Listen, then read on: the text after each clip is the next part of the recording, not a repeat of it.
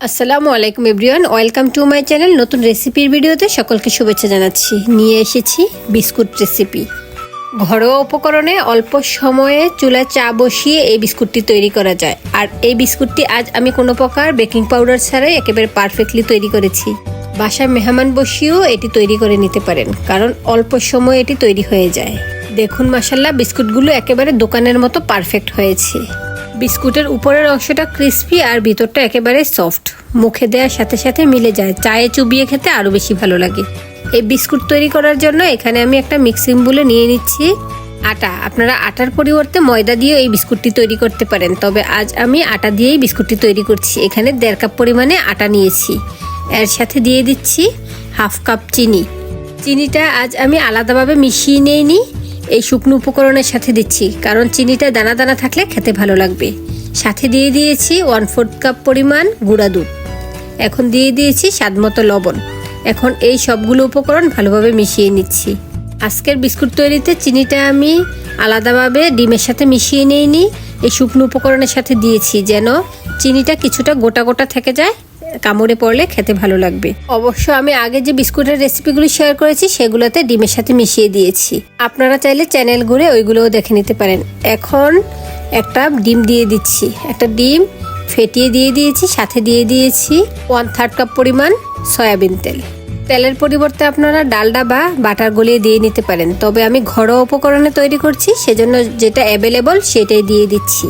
কারণ এই বিস্কুট তৈরিতে আমি আলাদাভাবে কোনো অতিরিক্ত কিছু অ্যাড করছি না, আমি ভালোভাবে সবগুলো উপকরণ মিশিয়ে নিচ্ছি। এখানে একটি ডিম এবং 1/3 কাপ পরিমাণ তেলের সাথে দিয়েছি 1.5 কাপ পরিমাণে আটা। আটার পরিবর্তে ময়দা দিয়েও এই বিস্কুটটি বানাতে পারেন, এতে করে এর টেস্ট আরও বেশি ভালো আসবে। আর এখানে আমি যে পরিমাণে এই উপকরণগুলো দিয়েছি, এতে করে অতিরিক্ত কোনো পানির প্রয়োজন পড়ে না, একেবারে পারফেক্ট পরিমাণে রয়েছে। অবশ্য এখানে ডিমের সাইজের কারণে কারোর ময়দা অ্যাড করা লাগলে অ্যাড করে নিতে পারেন। এছাড়া যদি বেশি শক্ত মনে হয় তাহলে এখানে 1 টেবিল চামচ পরিমাণ কুসুম গরম দুধ দিয়ে নেবেন, এতে করে এই ব্যাটারটা একেবারে পারফেক্ট হবে। এরই মধ্যে পারফেক্ট বিস্কুটের খামিটা রেডি হয়ে গেল। এখন আমি এই বিস্কুটের খামিরটা দিয়ে বিস্কুটগুলো তৈরি করে নিব। এই বিস্কুটের খামিরটাকে আলাদাভাবে রেস্টে রাখার কোনোই প্রয়োজন পড়ে না, সাথে সাথে আমি বিস্কুটগুলো তৈরি করে দিব। আমি 2 হাতে তেল লাগিয়ে নিয়েছি, কারণ হাতে আমি বিস্কুটগুলো বানাবো। আর এখানে একটা চামচের সাহায্যে নির্দিষ্ট পরিমাণে আমি একটু ব্যাটার মেপে নিচ্ছি, এতে করে বিস্কুটগুলো একই সাইজে বানাতে পারবো। বিস্কুটগুলো আমি আমার পছন্দনীয় ডিজাইন এবং পছন্দনীয় সাইজে বানাচ্ছি। আপনারা চাইলে এটা ডিজাইন পরিবর্তন করতে পারেন।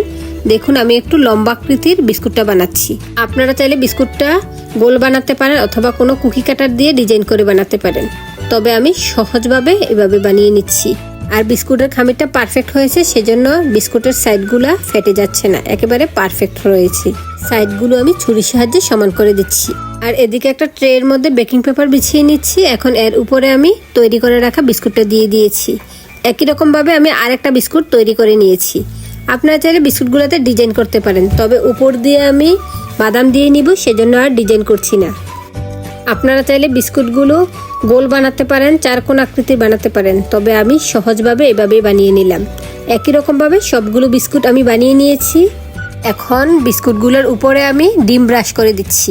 ডিমের কুসুমটাকে আমি ভালোভাবে ফেটিয়ে এই বিস্কুটের উপরে ব্রাশ দিয়ে লাগিয়ে নিচ্ছি। আপনারা চাইলে এখানে ঘন দুধ এভাবে ব্রাশ দিয়ে লাগিয়ে নিতে পারেন, এতে করে উপরের কালারটা অনেক বেশি সুন্দর আসে। আপনারা একটা কিছু খেয়াল করেছেন কিনা জানি না, আমি এর মধ্যে কোনো বেকিং পাউডার দেইনি।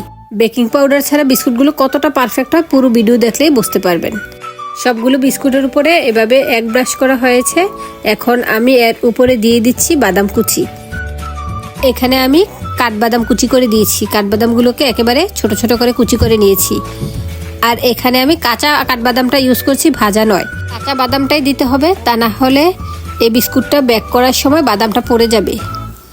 বিস্কুট বেক করার সময় বাদামটাও ভাজা ভাজা হবে, সেজন্য কাঁচা কাঠবাদামটা দিতে হবে। আপনারা এখানে কাঠবাদামের পরিবর্তে চীনাবাদামও দিয়ে নিতে পারেন। উপর দিয়ে বাদাম কুচি দেওয়াতেই অনেক সুন্দর দেখাচ্ছে, আর বেক করার পর একেবারে পারফেক্ট হয়। দেখতে যেমন সুন্দর দেখায়, খেতেও অনেক বেশি ভালো লাগে। যারা ভিডিওটি দেখছেন কেমন লাগছে তা কমেন্টে জানাবেন। আর যদি চ্যানেলে নতুন হয়ে থাকেন তাহলে চ্যানেলটি সাবস্ক্রাইব করে দিবেন এবং বেশি বেশি করে শেয়ার করে দিবেন ফ্রেন্ডস ও ফ্যামিলির সাথে। আর যদি আমার পুরনো ফ্রেন্ড হয়ে থাকেন তাহলে বেশি বেশি করে শেয়ার করে দিবেন, এতে করে অনেকের কাছে পৌঁছে যাবে আমার এই ভিডিওটি।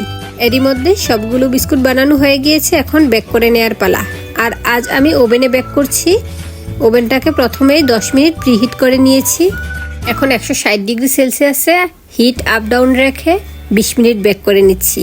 আর আপনারা চাইলে এটা চুলায় করে নিতে পারেন। চুলায় একটি কড়াইয়ের মধ্যে স্ট্যান্ড বসিয়ে এই বিস্কুটের ট্রেটি দিয়ে ঢাকনা দিয়ে ডেকে মিডিয়াম আছে 30 মিনিট বেক করে নিলেই হবে। আমি ওভেনে 160 ডিগ্রিতে দিয়ে 20 মিনিট বেক করে নিয়েছি। 20 মিনিট পর ফিরে আসছি। ওভেনের দরজা খুলে আপনাদেরকে দেখিয়ে দিচ্ছি বিস্কুটটা কতটা পারফেক্ট হয়েছে। দেখুন মাশাল্লাহ, একেবারে পারফেক্ট হয়েছে, একেবারে বেকারির মতো হয়েছে বিস্কুটগুলো। উপরটা ক্রিস্পি এবং ভিতরটা একেবারে সফট। ঠান্ডা হওয়ার পর নিয়ে আসছি, দেখুন কতটা পারফেক্ট হয়েছে। আর বিস্কুটটা বেকিং পাউডার ছাড়াই পারফেক্ট হয়েছে। আর আপনারা চাইলে এখানে 1/2 চা চামচ পরিমাণে বেকিং পাউডার অ্যাড করে দিতে পারেন, এতে করে আরও বেশি সফট হবে।